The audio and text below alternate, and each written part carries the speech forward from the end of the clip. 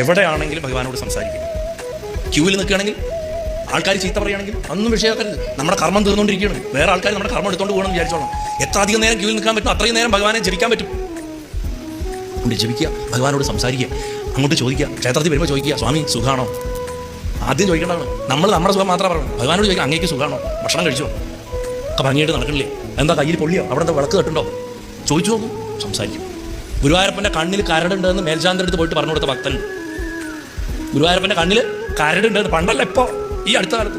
എനിക്കൊരു എഴിക്കോട് തിരുമേനിയായിട്ടാണ് നമ്മുടെ ശബരിമല മേൽശാന്തി ആയിരുന്നല്ലോ. അദ്ദേഹം ഗുരുവായൂരപ്പൻ്റെ മേൽശാന്തി ആയിരിക്കുന്ന കാലത്താണ് എഴിക്കോട് കൃഷ്ണദാസ് അദ്ദേഹം പറഞ്ഞിട്ടുണ്ട് എവിടെ.